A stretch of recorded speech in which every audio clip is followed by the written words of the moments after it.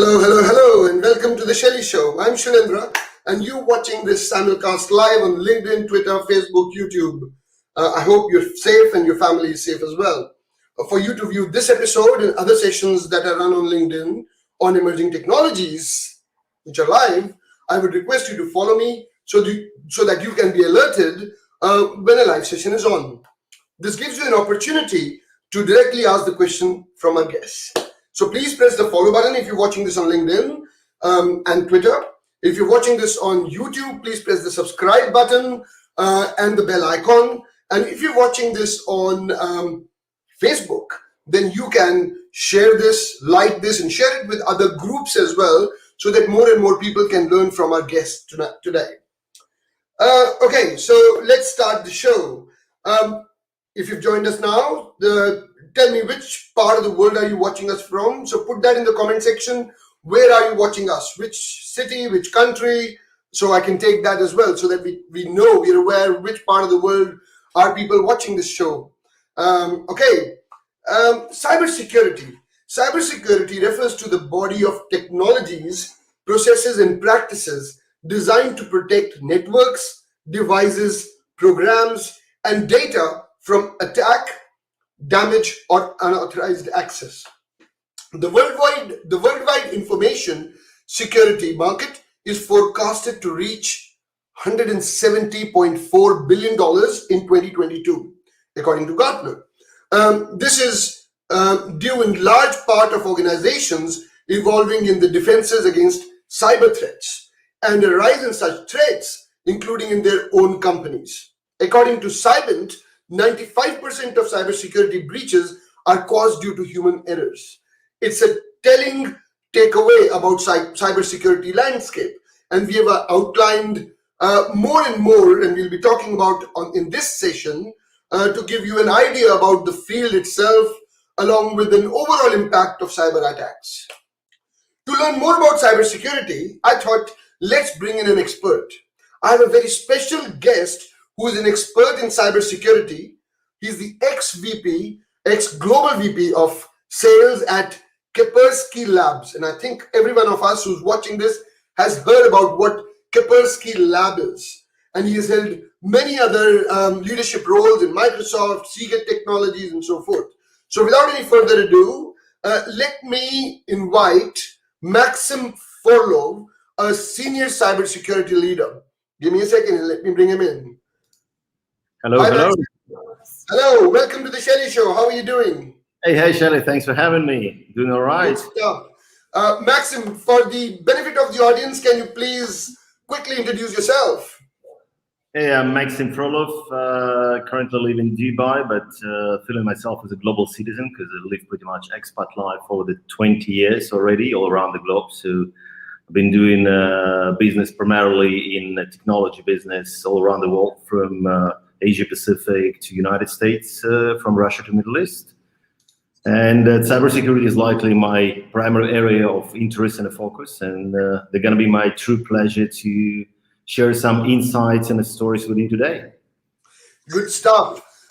So Maxim, before I start the conversation with you, I would like to just quickly ask my audience, guys, tell me, where are you watching this from? And also, please don't forget to like this episode and share it with your network so that more and more people can get a good idea of, or learn from Maxim as well. So please like this episode, share this now so that, more and more people can watch it. Also, if you've got a question related to cybersecurity, please put that in the comment section, and I will definitely take that question to Maxim for his advice and get an answer from him. And we will do that in the audience Q&A section that we will have at the end.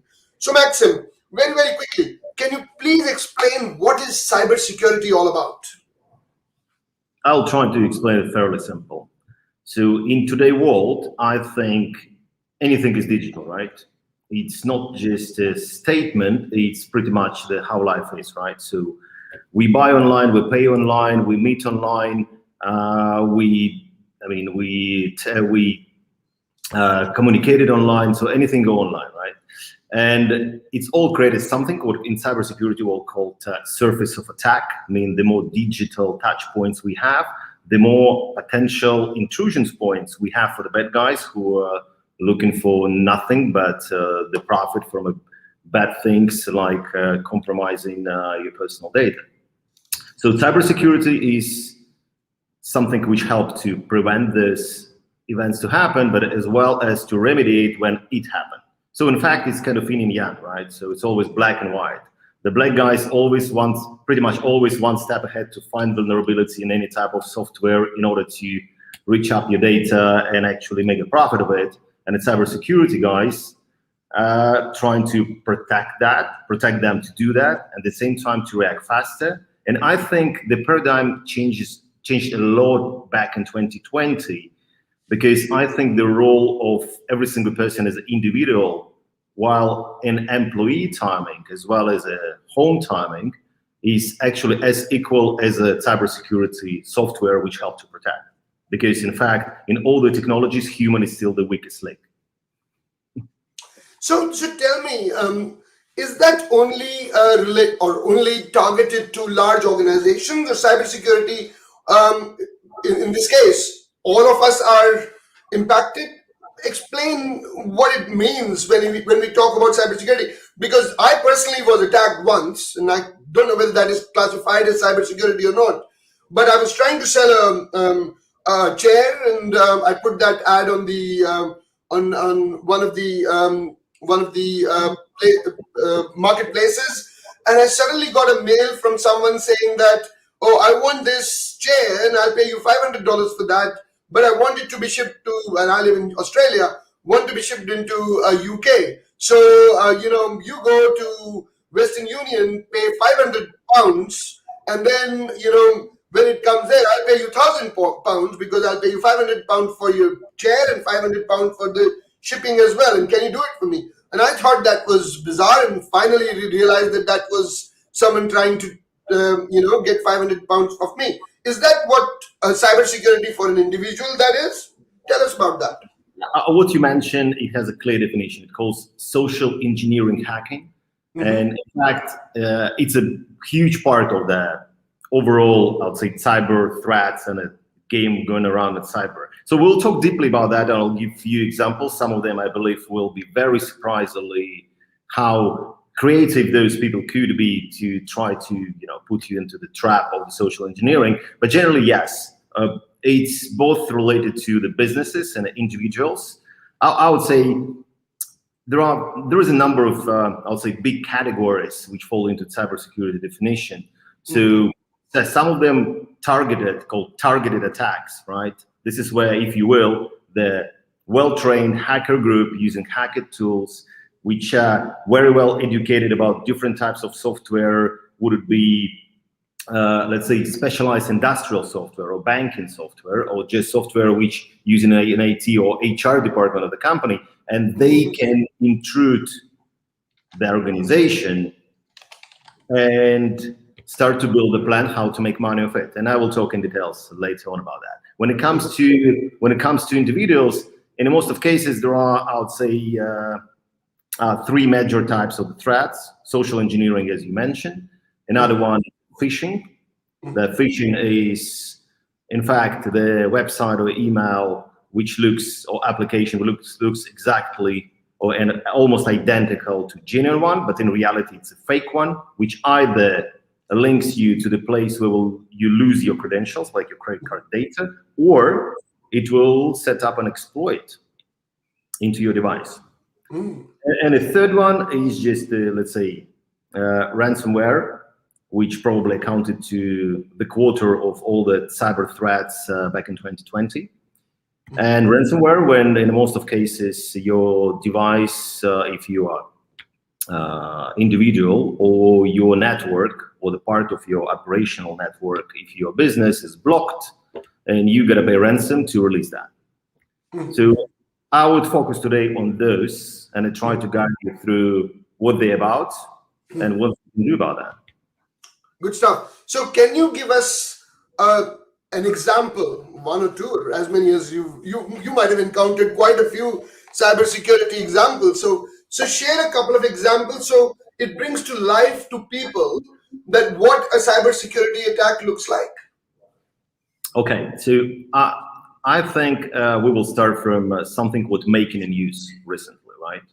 And I really like to give an example to explain the scale and the magnitude of cyber on an example of what happened with a company called SolarWinds. Okay. For those who don't know, that's so far been defined as the highest impact cyber intrusion ever in the history of mankind. And it's interesting, because in fact, no one died through that, or there's been no explosion or massive disaster, but in reality, the impact and I would say the damage, it's still counting, and it's even hard to predict how big it will be. But in reality, it counts in billions up to date. So the story was the following. There is a US company called SolarWinds. That's one of the major, I would say, IT players on a global scale. And it's used by a huge number of organizations worldwide. And in US in particular, it's been used by majority of the Fortune 500 companies. Almost all the key government departments and organizations, including the Treasury and the Department of Homeland Security, have been using them, especially the software which is called Orion. And that software, which actually very useful and impactful in organization lives because it helps companies to manage their IT, right? And as SolarWinds, just think about, had 33,000 customers, organization that use that software. So early in 2020, the cybersecurity company called FireEye, very good and reputable company from US, actually announced they have a reason to believe that they got a hacker accident, which actually happened through the SolarWinds software they used. And the way it happened, was the following, right? So most of software providers, right, regularly send updates, right, to update software, to make patches, to make it work better, more stable, to fix bugs and prevent any type of, let's say, potential cyber vulnerabilities, right? SolarWinds was no exception, and this is exactly what happened, right?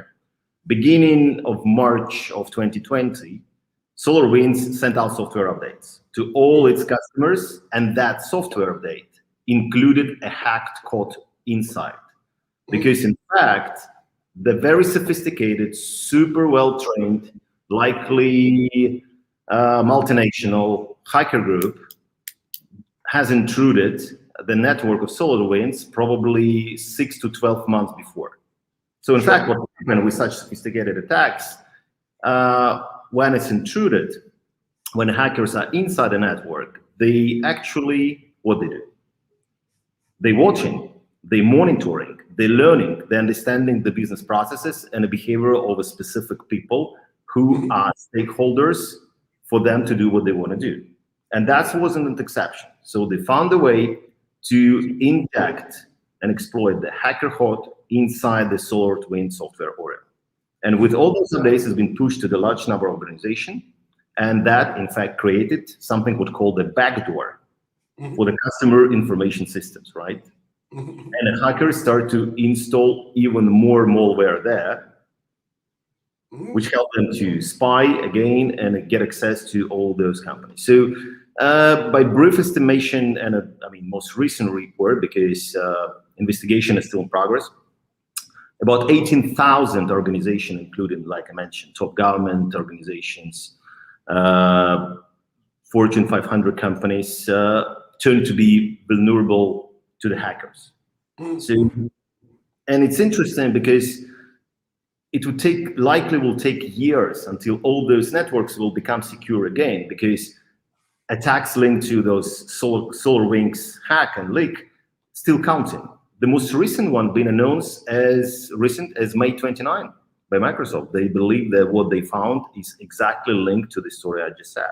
When you think about the damage what happened there, is counting on billions already, because can you imagine the number of companies which are publicly traded on a stock exchange, who got a reputational losses and in fact, it's impacted the stock price. It's been a massive loss for the companies and for the shareholders, which also average people like us. And most important one, it's hard to say what's ahead. That's therefore it calls, the likely highest impact cyber intrusion. And the most interesting part of that, right, that it came through the highly sophisticated, very tech savvy, extremely modern and reputable technology company who's supposed to be ahead of that. What I'm trying to say about that hackers and the dark side of the cyber, they always one step ahead. They're always one step ahead, and in some cases, the damage and collateral damage can be quite, prolongated in time. So you said the damage, right? Tell me, is there any cyber attack where we had loss of lives as well? Has that happened, or is that likely to happen ever? I wouldn't name any, but in terms of likely, yeah, for sure. I can give you just a few scenarios which are rather realistic. Yep. So in fact, today, the industrial systems, which are historically used to be isolated from the internet, right? So would it be, I don't know, power plant, nuclear power plant? Would it be hydropower plant? Would it be some metal steelworks, or, for example, some chemical manufacturing facility? In fact, they're heavily connected. The reason pretty simple. The answer is just one acronym, which is IoT, Internet of Things. Yep. Because it's getting heavily robotized. It's getting a lot of different sensors into the network, which actually helping to do things more safer, better, more efficient, and really protect the labor and the labor force from potential injuries and incident. But in reality, if you imagine with a cyber attack today, in fact, you can blow it up. You can physically blow it up. I mean, for those guys who are really curious if it's doable, I highly recommend just simply go and Google that, like hackers or a hackathon, hacking or burning power plant. In fact, it's possible. I mean, there are constant hackathons happen which are demonstrating that it's doable to accomplish within as short time as one day. I think we were talking about LinkedIn and how that's one of the cases you were involved in. So can you share that as well? I think that was very interesting. Yeah, so that's one. We jumping from topic to topic, but that's one is worth to share because we have broadcasts on LinkedIn. A lot of guys use LinkedIn daily. So it's interesting, right? So you mentioned the social engineering, right? So in fact, what social engineering is about is when hackers really play as a con artist and try to force you to either enter somewhere your credit card data, your credentials, your signature. So what they do in most of cases, identity theft, right? So they're stealing something which they can quickly monetize. And in majority of cases, in fact, access to your credit card and your signature. So it's very interesting, right? So I, through my activity on LinkedIn, right, and my network, I used to give referrals, right? I used to give a lot of referrals to people, and sometimes it happened when people never ask me, but just recruiter in some company or even recruiting agency just come in and ask me for referral for the people, right? Yep. So it's kind of routine, and when you getting used to that, you pay little attention because it's quite natural, right? Or people asking you for something and saying, "Hey, you've been recommended, and can you do this?" So that's actually happened to me and happened twice. So actually, they tried it twice to different companies, but I saw them evolving over time with their offering. So what they do? So how it works? So pay attention when you see it on LinkedIn. So you might get contacted, but by a company which has quite a cool name, normally based in US, and saying they're exclusive executive search agency which currently working on a confidential project, right? So what they have two scenarios there. One of them saying that you've been considered as a super high position, which is normally way higher than you ever could be, therefore it generates excitement for you to go further. And they're asking you to simply sign one online form through actually real software, right? Just a regular software which you're normally using for the, signing documents. And in fact, what they get through that, when you sign in something like NDA, right? Or let's say consent to use your personal data, which is quite normal today, similar like the GDPR thing, they get an access to your signature, right? Yep. After that, they will find a way as a next step to get your credit card details. There are also a few scenarios there. If they're treating you as a candidate, they will ask you to upload your CV, and immediately you'll receive a feedback. Oh, sorry, it doesn't fit the automated search engine. So for us to process this properly and for future purposes, so can you format it properly? And most of people don't know what is it, ATS, right? It's a, let's say, niche HR thing. So, and they will tell you can do it yourself, or here is a link. It's our partner agency, so they do it quite good, reasonably priced, I don't know, $5.99. And most of people think, all right, $5.99. So they're simply uploading their CV there. They're entering their credit card details. And of course, after that, they're receiving the properly formatted CV back. Those guys who originally made you to start to do all this conversation, they tell you, oh, it's great, we're in progress. So what date will be great for interview, blah, blah, blah. So they actually have their own exit strategy in order for you not to go and start to cancel your credit card, change your credentials and all that stuff, your ID. So in fact, can you imagine, through a simple step on one of the most reputable platforms, which is supposed to be the business-to-business or professional-to-professional collaboration platform, people like this can actually easily, within two simple steps, steal two major parts of your identity, right? They can steal your credit card data, including CVV code, and your signature. So I saw them doing that twice. I saw it myself when they just randomly approached me. And then I just took my time to just inspect how well they do all that social engineering, right? So in fact, the website looks honestly much better than most of companies have. There is an actual phone line, and in most of cases, it's just proper automated software talking to you, but you don't feel it's fake. Yeah. There are highly professionally made testimonials from the people they deal with. All the pictures from people look too good. So it's very hard to verify those guys. But once you prepare it, once you expect that to happen, and by the way, that's all about how you protect yourself as a personality, as an individual, right? Once you're aware, you always try to discipline yourself around the practical steps. In social engineering, always be skeptical. Don't be excited that you are only inheritance of the Nigerian prince who gave you $10 million. All you need to just transfer 1,000 to accomplish the paperwork and all this stuff. I think everybody ever received this email.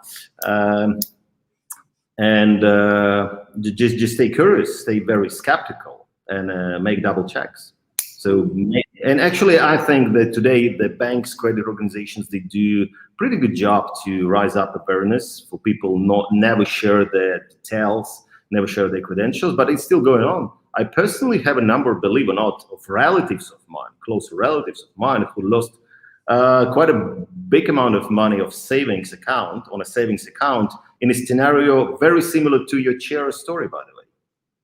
No. And also, I think if I extended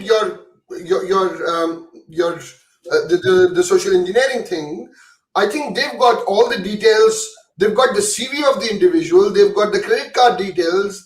Actually, they can create a different identity for that individual somewhere else. And I think, for sure. It depends on the business model, right? Most of them trying just to go breadth, means they're trying to steal $100 here, $100 here, $100 here. Other guys, if they really see the target that individual can be a great target to really steal identity and do something bigger with that story is also a common case. And actually, one thing to be aware of, which is growing in I would say, popularity as a social engineering hacking tools across the peer-to-peer platforms, like the one you mentioned with your chair, those platforms which using the classified cells, and it's mostly overclassified cells, right? When you buy something used on you from other people or selling something used on you. So that actually beautifully simple and extremely easy to lose your money. So what they do, they never ask you to send money.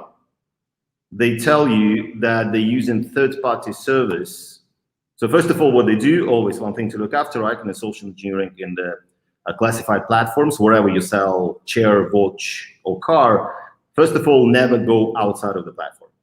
Stay within the messenger framework, because all those companies, they actually have a process and doing a fairly good job on spoiling all those, let's say, I wouldn't call them hackers, I'll call them con artists. So, and they actually can block a lot of them, or at least alert you that some suspicious activity happening. So what they currently do, they actually telling you, we are not asking you to send us money, but we're using third-party service. They send you a link and ask you to enter your credit card details in order to receive money. You will be surprised how many people easily go for it. Because the link they set, it looks exactly like a payment platform. But think about this. I think it's the age group they're also targeting, and I've seen a lot of people above the age group of 50 or 60 plus who are not very don't have a very good understanding of the technology and how technology works, and they'll be able to share their credit card details to anyone so that they can get money, which is highly unlikely. So why would I give you my credit card details to get money from you? Do you think that is also a sweet spot for these guys? For sure, yes. But I think they're not that picky on the categories. They tune in the, I would say, black marketing a little bit, but they're not that picky. I can give you an example. I think the biggest exposure happened when a lot of people being actually hacked that way during the COVID benefits receiving process. Yep. In many countries globally, and this is exactly what happened. So, but one of the things, like I said, so that's social engineering, right? And the social engineering is used both in individuals and I'll say when potential future attack happen on organizations. Social engineering likely is a key part, right? It might come in different ways, right? So, for example, first they can buy some excess credentials like VPN. By the way, that's what happened with the Colonial Pipeline. I'm not sure if you guys heard about Colonial Pipeline. I hope you did, because it's been a pretty big story just recently, right? So Colonial Pipeline is one of the largest pipeline infrastructure to supply gasoline across east coast of US. So on May 6th, means just a bit more than a month ago. So the manager and chief just saw a ransom message, right? That the part of the operational network been blocked, and it's been like 5 in the morning. So 6 in the morning, they had to shut down the entire pipeline in order to prevent potential explosion and some collateral damage. It's exactly what you meant. And after 1 week, they had no choice but to pay $4.4 million ransom in a Bitcoin and restart the operations, right? And the first insights from investigation actually said that intruders actually get access to the company network through the VPN password, which been likely purchased on a dark web, and in fact belonged to an employee who was not longer with the company. But in fact, normally such a thing happened with the social engineering after. So you actually trying to get more information about the credentials and how they're using them. But in fact, dark web became as a clear supermarket for the stolen credit cards, passwords, and other credentials. Oh, I'm not even saying about the sensitive data. And by the way, if you think about damages, this Colonial Pipeline, apart from creating the really scary, for the east coast of US, gasoline crisis, which no one can be ready to, right? When for the 1 week you simply cannot buy gasoline, right? There is nothing on a gas station. And now, apart from a reputation risk, apart from the damage it made, apart from the money lost in a ransom, actually the company is sued. This company has a case open against them because they likely didn't do good enough job to prevent what happened. So that's it's a reputational loss, it's a direct loss from ransom, and it's a future losses which might be related to some court expenses, all this stuff. Thank you for that. I've got a question to that, but before I get there, guys, if you've got, my audience, if you've got an example which you can share with the world, please do, because this is the objective of this session. The objective is to spread awareness, to tell people what is cyber security all about, what are cyber threats, and if you've gone through any of such kind of a scenario where you were hacked or you were exposed to such kind of a situation, then please put that in the comment section, and I will definitely take that and share it with the audience so no one else can actually get that kind of a experience. So please do that. Share your experience in the comment section, and also if you can and if you have, then please write your questions that you have, and I'll put it to Maxim so that those questions can be addressed. So please put your question in the comment section and I'll take that. Coming back to Maxim, about you mentioned dark web. I've heard that term quite a number of times, but I don't know what it is. So for a normal man walking on the street or a normal individual walking on the street, can you explain to them what is dark web? Okay, so let's start from I try to put it very simple, right? So the dark web is actually the pool of the websites which are not indexed by Google or other search engines. Means you cannot find them. There is no index, right? So they can be accessed only through the very specialized web browsers, and it's kind of invitation only and a certain level of sophistication only thing, right? And if you try to use the, let's say, analogy of, let's say, what portion of internet is, that's probably the fraction of all the websites which are on the dark. But you need to be very, very tech savvy and cyber savvy to get access to them, right? So, because first of all, like I said, there is no web page indexing, right? So Google, search tools simply cannot find that, right? Also, you can access them. You likely will need to create the virtual traffic tunnels, right? Or using some network infrastructure, which should make in a randomized address for you, and you need to, let's say, how to operate that. And that's normally used, unfortunately, that part used by criminals, because if you think about what is, let's say, underwater web, if you're under surface web, there are two parts of that. There is a deep web, which in most of cases, let's say, kind of free internet or free content where there is a very little to none illegal things happen. It's mostly sharing of a content which might be under restrictions due to political views in some countries or so on, right? Where the dark web, it's pretty much illegal in a criminal space, where, let's say, where huge interest from all the enforcement and security agencies worldwide. And in fact, this is the place where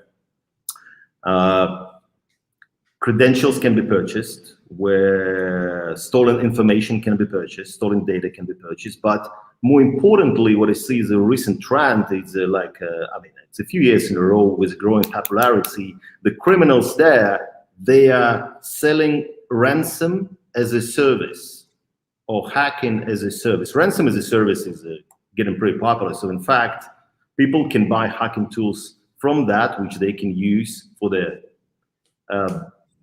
let's say, massive hacking attack, and get a ransom from it. So on a ransom and a ransomware, I don't know how many of you who are watching us today been victim or actually witnessed the victim of the WannaCry ransom attack, which been likely largest so far, which happened a few years back, when so many Windows-based machines worldwide, and not just PCs, including the different ATMs, including the payment terminals or ticket terminals, been simply blocked with a request to pay a ransom, and a lot of ransom being paid.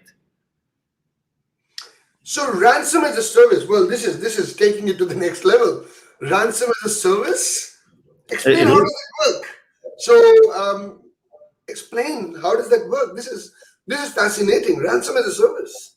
So in fact, the criminal group can buy the software which will use the zero-day exploit or first-day exploit to actually block a lot of different networks and devices globally or in a specific area and get paid to ransom.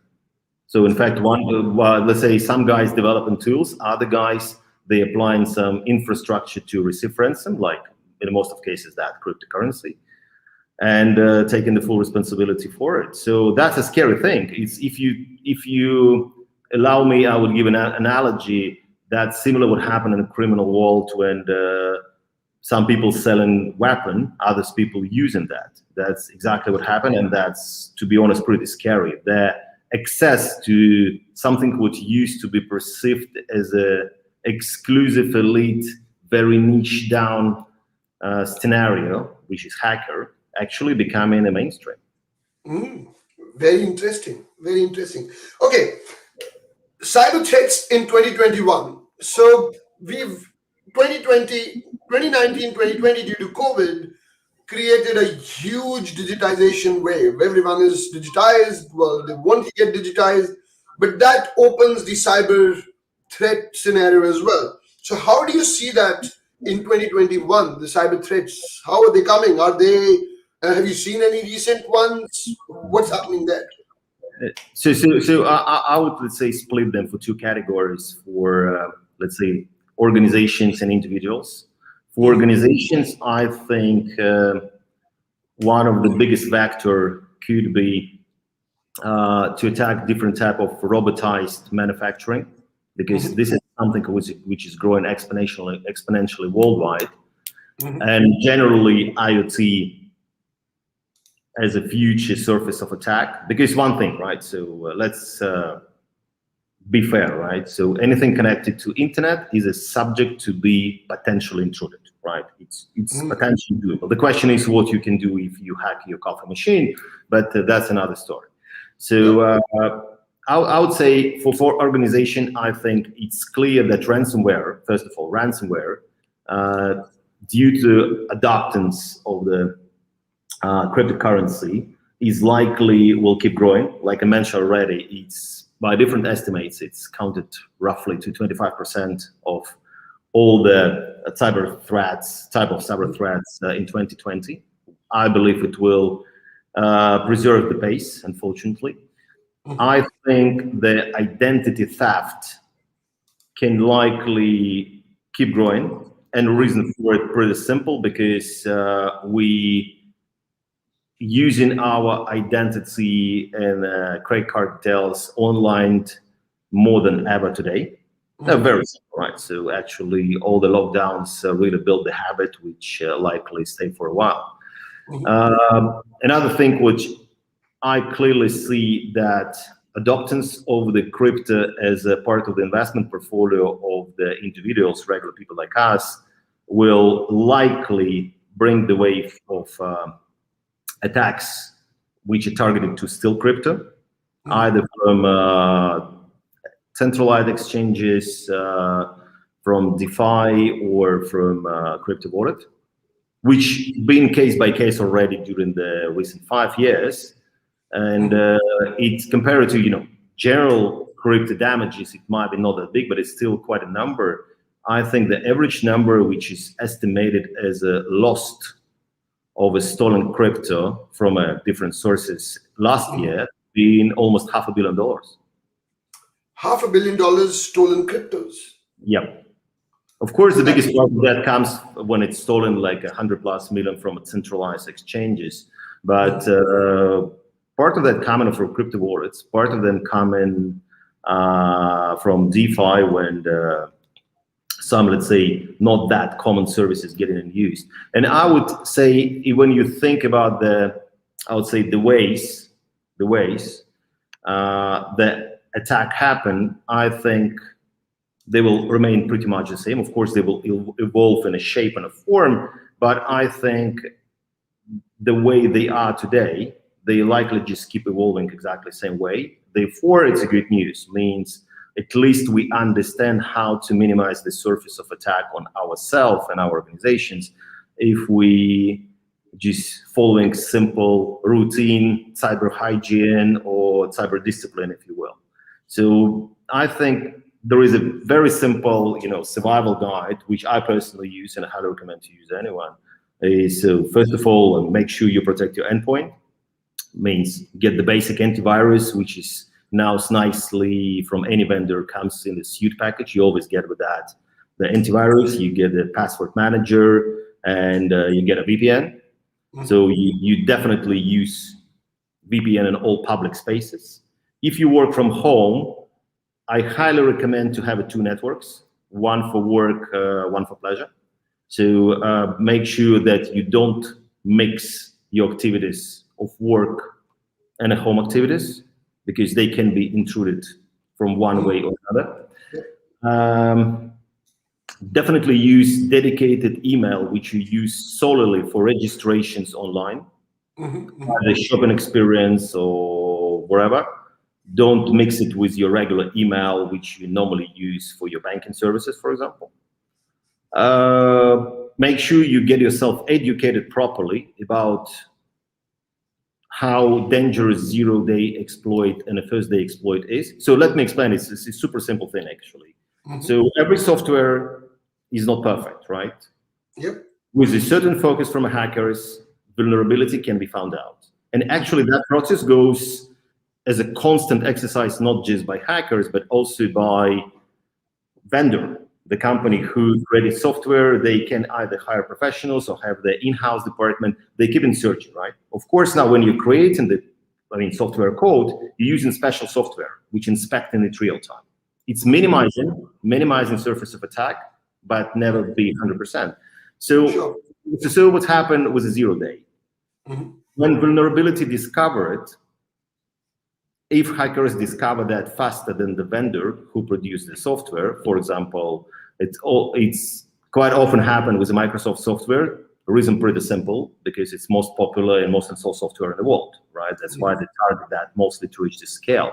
So 0-day attack is if vulnerability discovered today, an attack happened today, there is no protection, right? There is no ready remediation scenario.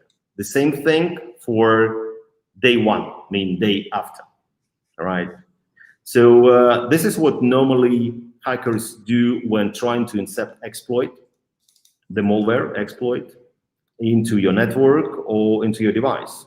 And the most common scenario is not sophisticated attack when a Mr. Robot-like hacker sitting and doing a hacker attack. In fact, it goes automatically.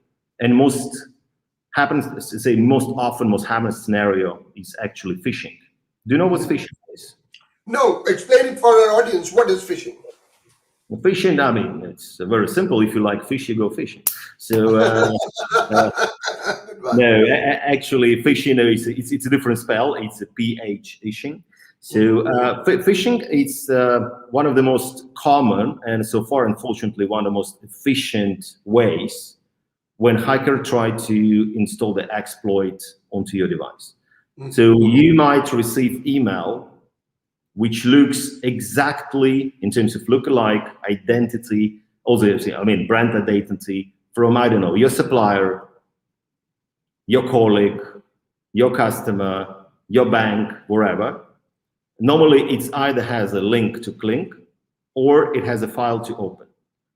I'll add there. So I get a lot of emails from PayPal, which are not PayPal emails, because when I look under them, it says PayPal and everything is done properly, but there is a very different email address below that. So if you look at the email address, you'll find out that they are not PayPal. Exactly. So always look, first of all, just build your routine. If something scratches your eye, you can, of course, you cannot do it in 100% of your emails, but at least try to discipline yourself to spend a few seconds just to click on the details of the email address, and make sure you look closely at that, because sometimes it can be different just for 1-2 letters or 1-2 numbers added. Make sure you really look at that, pay attention to that. When you get in the proposal to link to click, just use any URL or website checking tool. A lot of them are free, some of them are paid. A lot of great stuff online. Just go Google like URL check. You will find the one which will serve the purpose. You simply copy paste there, so and at least you have an answer. And the good news is, like I said, the endpoint security things, the major antivirus actually adding some performance onto it. So in fact, many things, if you add the plugin to your browser, it might block access to those malicious, potentially malicious websites. It's not really convenient for the most of people, right? Because it might block in good websites either, because they look suspicious. So therefore, most of people unfortunately disable that. If you disable that, make sure you do it manually.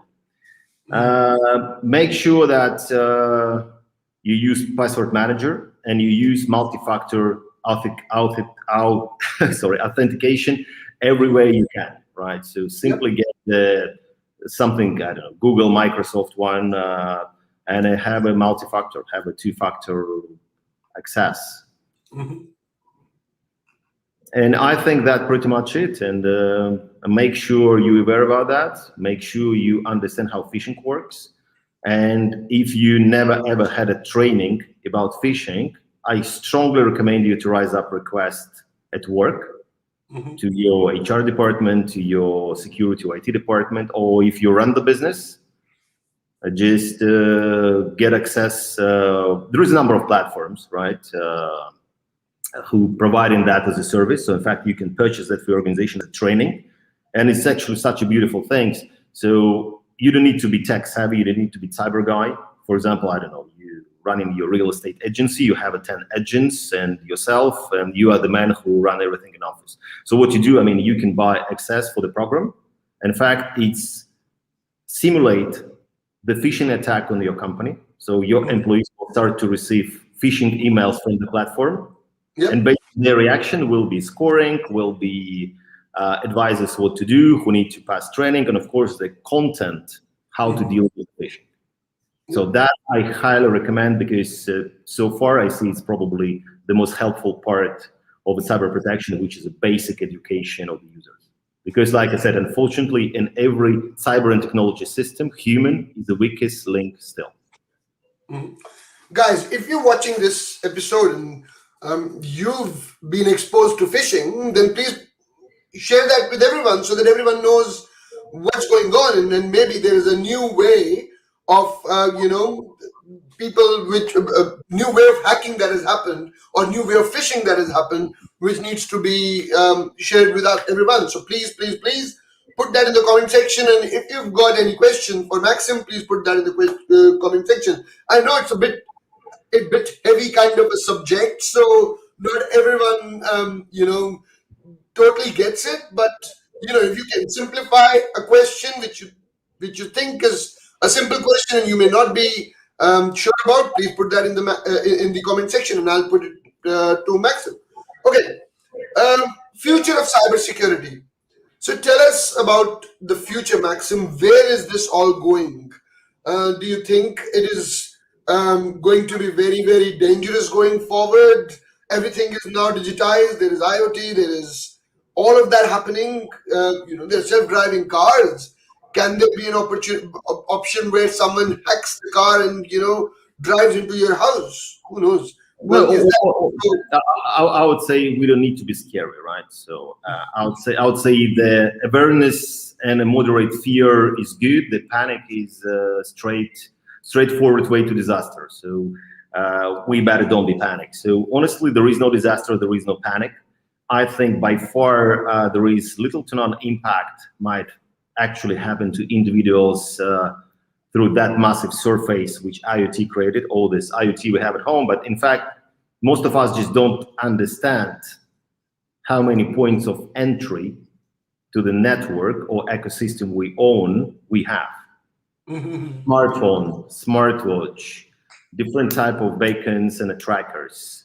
Our car today is computer itself, right? So average car today has up to 40 microcomputers in. When you think about the standards which, you know, created by Tesla, it's given even on to next level, right? And I think that there is little, oh, sorry, I need to apply charger, losing my charger. So there is, I would say, not that there is no danger which we need to be, I would say, panically fear about, because cybersecurity industry itself actually one of the fastest growing in the world, right? Not in terms of revenues, which is, I mean, understandable, but in terms of how the thing's done, right? Because when it comes to the sophisticated attacks and the cyber criminal groups, there are a few thousand top-level researchers, actually cyber scientists globally, who search in them, trace of them, identifying the vector of attack, and alert anyone, right? Alert anyone both with the data which can be incorporated into the cyber security protection and just a general list of advices.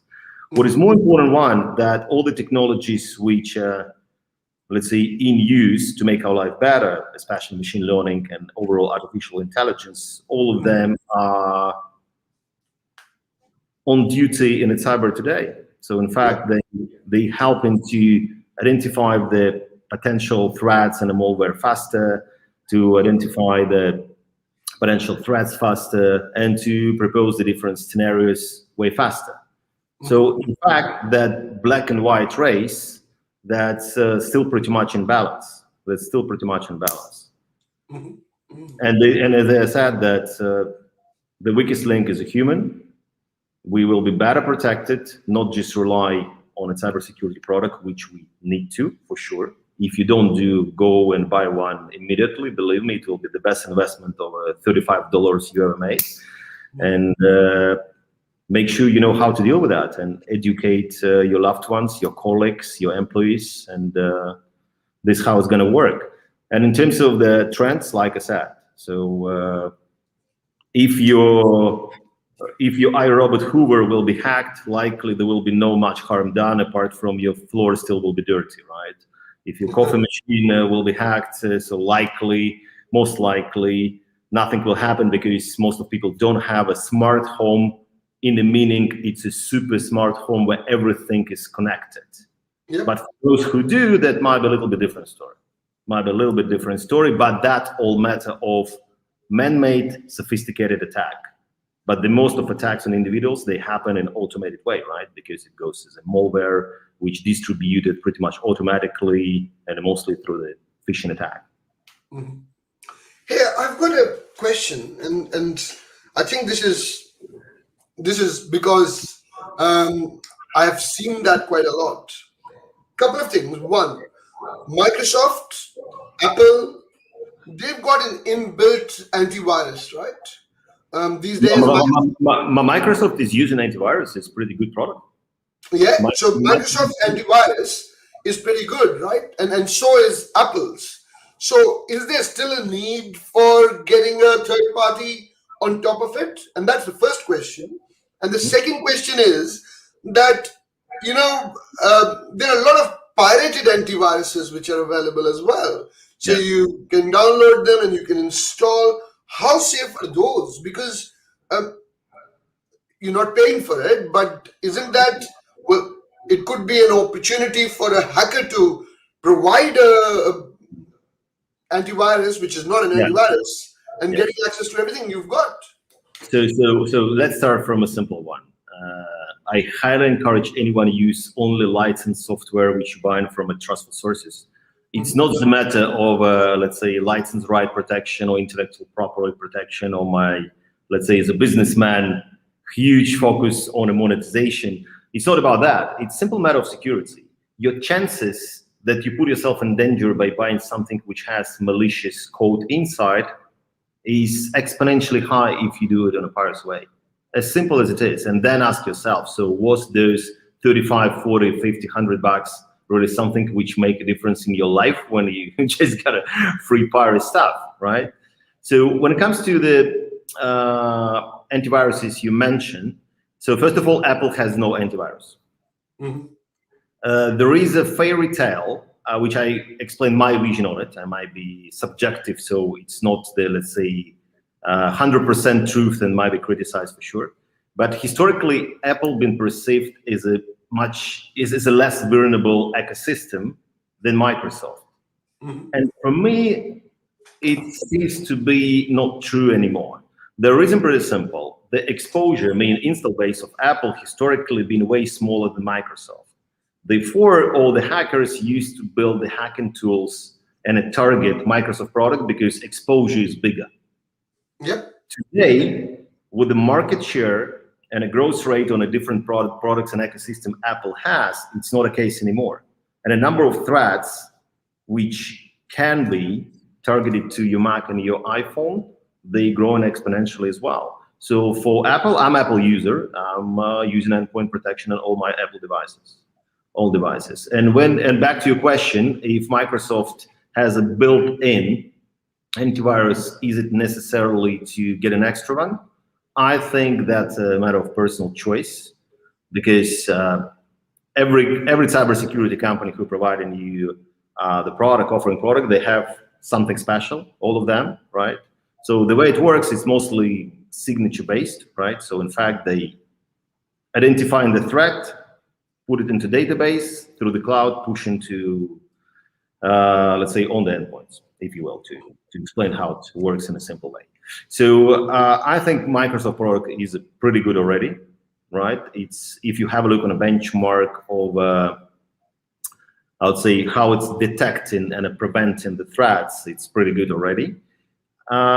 When it comes to how to deal with, let's say, a known threat or really preserving something which made a big exposure and a big hit, it's too early to say, because I think Defender just get traction after WannaCry happened, so probably it's early to say. But generally, if you have a look to the benchmarks, right, the detection rate is exactly within the industry benchmark already.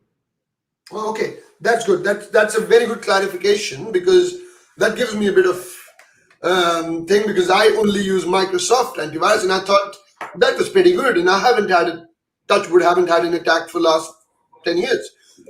Coming back to the devices, we've got iPads, we've got phones, and we've got Android tablets. So tell me, how safe are those? Do they need an antivirus, or they can work without that, even when you've got that content running on it? Because you've got given your devices to kids, and they're going everywhere. It's true. So actually, there are a few things. Number one, they are the same devices which are subject to be attacked and are subject to catch some malware. So you need a protection there. And like I said, so the good news is the majority of endpoint vendors, those who are selling you antivirus, they sell it as a package. So you buy, I don't know, like 5 devices or 10 devices, and likely you protect anything. So are they vulnerable? 100%. I mean, there is no different to your desktop, right? Are they important to be protected?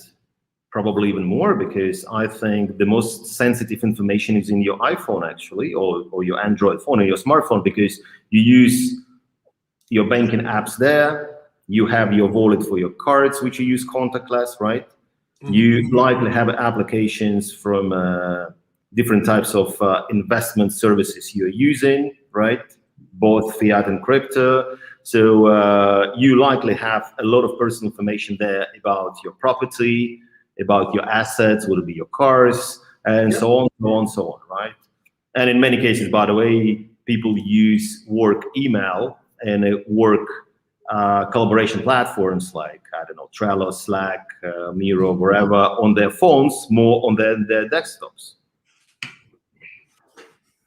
So it must be protected. When it comes to children, actually the basic functionality of majority of the antiviruses today is something which is called parental control. So actually Apple has it built into the operation system already, right? So where you can apply control. But I think the majority of the antivirus vendors, they do it on a deeper level. So there are more different, I would say, setting scenarios which you can apply for your kids, still enjoy the internet, but do it in a very safe way. Mm-hmm. So parental control is a highly recommended thing. Highly recommended thing. But on top of that, simple education of your kids that internet might be not as safe as it seems. Good stuff. Yeah, that's very well explained, and I think most of the people would be interested in knowing that answer, which is very good. One more question that comes to mind is around blockchain and Bitcoin, right? So, my view, cryptocurrency, which is blockchain based, should be very secure. But is there a danger on cryptocurrency? So, if you invested in cryptocurrency, is there a danger that that money can just disappear one fine night because it's all somewhere in the cloud? And is there a crypto cybersecurity threat as well? There is one. There is one for sure. It's not as common, not as, I would say, widespread as just all the rest of the cyber threats we've been talking about. But I would mention just probably three major of them. So first one is when cryptocurrency exchange is getting hacked itself and your crypto can disappear from your account, right? That's very little you can do about. It's more about you pick the right partner for your trading, right? The one who is more protected. Second one, when your crypto wallet can be hacked, and that one you can do a lot about that because normally they use phishing. Phishing is likely the most common scenario there to really get access to your crypto wallet. Because, like, for example, I can give you a couple of scenarios which been in play on attacks which been discovered on a crypto wallet. So one, when you receive a notification, not within the application, but email to update the security settings, and you have to click, and you get an exploit. Second one, where you get complete, let's say, replacement of the actual web interface. If you're using web interface, it's mostly desktop story of your crypto wallet or your crypto exchange with a fake one. So just it's no difference to the regular anti-phishing protection and anti-phishing hygiene scenarios. So that's pretty much it. So do you need to protect your crypto any different way? Probably not. Probably not. Just stay curious about the phishing mostly. Okay, because I'm getting a lot of emails these days which say you've got Bitcoin lying there, please, you know, and it's got a link, and I think that's where the phishing starts. So you press that link and they take you to a website, and it can be a dangerous situation. No, exactly, yeah. Good stuff. Yeah, thank you very much. These were, I promised you 1 hour and you've gone over time. Thank you very much for your time, Maxim. I know that we haven't taken any questions, but this is a bit of a kind of a heavy topic for people to digest and learn from it. And I think we'll have to bring you back for audience questions so that, you know, we've got much more audience questions to answer when the audience digests the information that they've got today. So thank you for your time today, Maxim. It was a pleasure having you on the show and clarifying all those areas which have been quite important for everyone to understand and learn, because this is kind of running your life as well. And if you get hacked, if you get, if you lose money, I don't think your hard-earned money should be exposed to anything like that. So thank you very much for your time, Maxim. Thanks for having me. I really like the conversation. Thank you very much. You have a lovely day. Good stuff. Thank you very much. Thank you. Thanks. So, guys, that was Maxim Frolov from Dubai, where he's these days, and he explained how important it is to protect your devices from an individual point of view, and how cybersecurity or cyber threats are taking over the world at this point in time. So be careful. As we're getting more and more digitized, we need to protect ourselves as well. So thank you for watching this show.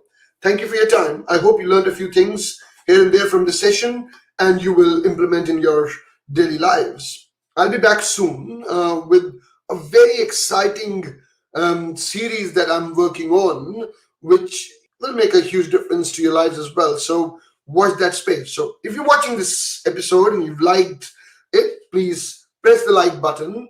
And also, whichever platform you're watching in, whether you're watching LinkedIn or Twitter, then please press the follow button, and so that you get messages when I go live. And if you're watching this on YouTube, please press the subscribe button and share this video with as many people as you want, so that people can learn from what Maxim had to share today. And if you're watching this on Facebook, please share this with various Facebook groups where you will find people interested in cybersecurity and cyber threats, because cybersecurity touches every individual every day of your life. So thank you for watching this show, and I'll get back to you very soon with a new episode and a new area of learning. Thank you very much. See you later. Bye now.